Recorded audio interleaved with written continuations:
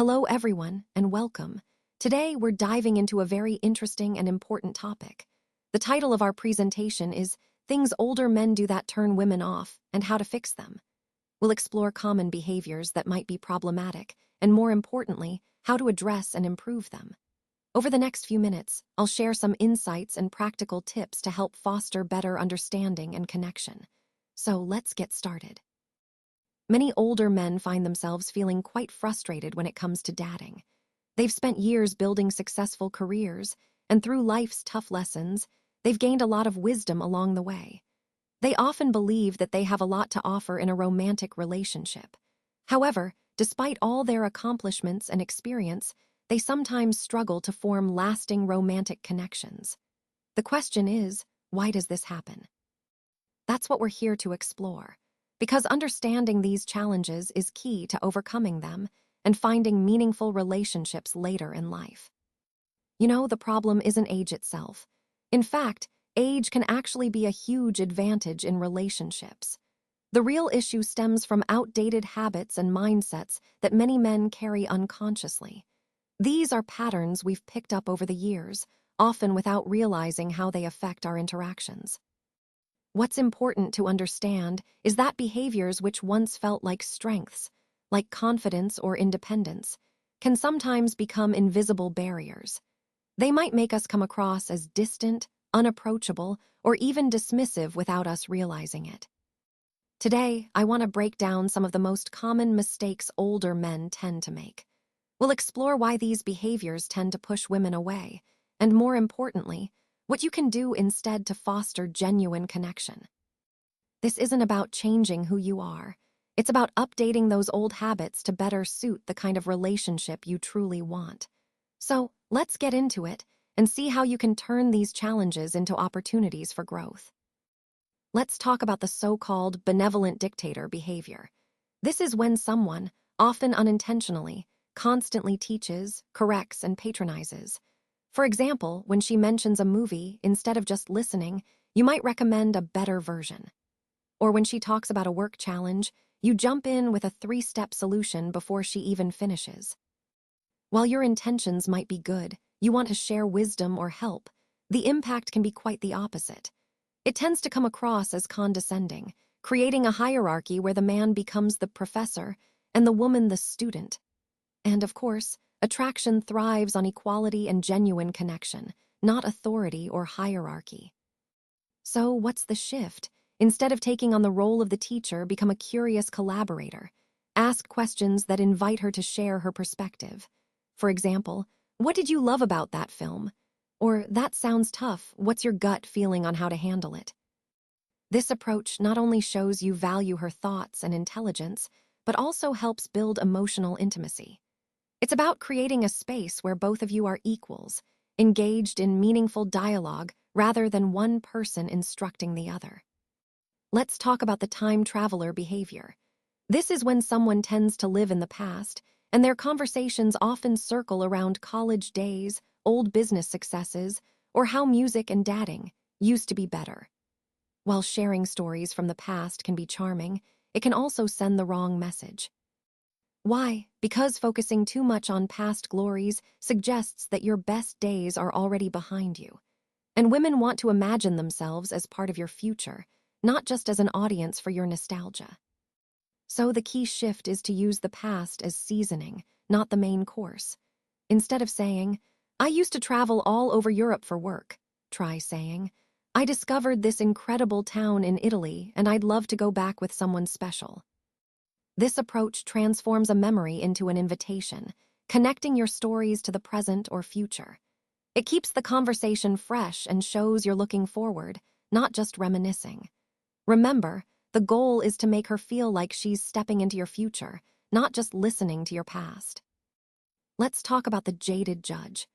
This is the guy who often speaks from a place of bitterness, complaining about how all women these days want X, or claiming that dating apps are useless. It's a negative, cynical attitude that can really turn women off. Why? Because negativity drains energy, and more importantly, it makes her feel judged before she even has a chance to show who she really is. When men generalize based on past hurts, women pick up on that and often sense unresolved pain or defensive walls. Now, the key here is the shift. Instead of falling into cynicism, try replacing that with curiosity. Think of your past experiences as lessons rather than scars. For example, rather than saying, "All women are disloyal," you could say, "I've learned that I value loyalty and clear communication above all else." One of these statements pushes women away, and the other sets a healthy, attractive standard. Remember, it's not about pretending to be perfect. It's about showing that you've grown and learned from your past. That makes you more approachable and genuine, which is ultimately what creates real connection. So let's talk about the comfort zone captive. This is when someone gets stuck in rigid routines. Maybe they always eat at the same restaurants, refuse to try new experiences, or dismiss activities outside their comfort zone. It's understandable to value stability, but here's the thing: rigidity can actually signal stagnation. It can make her fear that your life together might fall into a boring, closed-loop future. So how do we shift out of this? The key is adopting a yes and mentality. You don't have to love every new thing you try, but being open to trying is crucial. For example, you might say, "Yes, I'll be terrible at salsa dancing, but it'll be fun to laugh through it with you." Or, "Yes, I'm not sure about that restaurant, but I'm excited to try it together." Remember, adventure and playfulness create genuine connection. Being willing to step outside your comfort zone, even just a little, keeps things lively and engaging. It shows you're open, curious, and willing to share in new experiences, qualities that foster deeper bonds. Let's talk about a common misunderstanding of masculine energy. Sometimes, men lead with their wallet, their resume, or their possessions. They treat money, status, or career achievements as their main value. But here's the thing: modern women aren't looking for a sponsor. They want a real partner.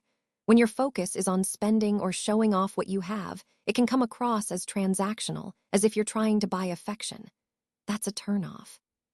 True masculine energy isn't about how much you can spend or what you own. It's about presence, decisiveness, and emotional strength. Leadership isn't just about generosity, it's about showing confidence and groundedness. For example, instead of saying, "I'll take you anywhere," try saying, "I know a great spot I think you'll love." It shows initiative and thoughtfulness. And instead of boasting about profits or achievements, share the passion or challenges behind your success. That creates connection. Remember, masculinity is not your bank account. It's your grounded presence, your ability to lead with confidence and emotional strength. That's what truly attracts and builds genuine connection. Let's talk about the silent killer: emotional inaccessibility. This is when someone bottles up their emotions, often because they believe that being a rock means never showing weakness, sadness, or fear. It's the idea that showing vulnerability is a sign of weakness, but in reality, it can create distance in a relationship. Now, why does this turn her off? Well, she can't bond with a statue. If you hide your inner world, she might feel alone even when you're sitting right beside her. Without opening up and sharing your true feelings, intimacy can slowly fade away. So the key shift here is redefining strength. Instead of seeing vulnerability as a weakness, see it as courageous. True power comes from sharing your authentic self. For example, saying, "I had a really tough day and I'm feeling a bit drained," or "I was nervous about that meeting. It pushed me out of my comfort zone." These kinds of admissions don't make you weak. They make you real. And being real, showing your true self, is incredibly attractive. When you embrace vulnerability, you create space for genuine connection and intimacy to flourish. When it comes to dating as we age, it's important to understand that age itself isn't the obstacle. The real challenge often comes from outdated habits that can actually block attraction. What women truly seek isn't perfection or someone who's a professor or a sponsor. Instead, they want presence, being genuinely there in the moment, curiosity, a sense of adventure, optimism, and emotional honesty. For older men, the key to attraction isn't about proving your worth through wealth, impressive stories, or unshakable strength. It's about embracing growth, both personal and emotional, and fostering real connection and vulnerability. When you shift your mindset from rigidity to curiosity, from trying to teach or impress to partnering and sharing, your age transforms from a perceived liability into a magnetic asset.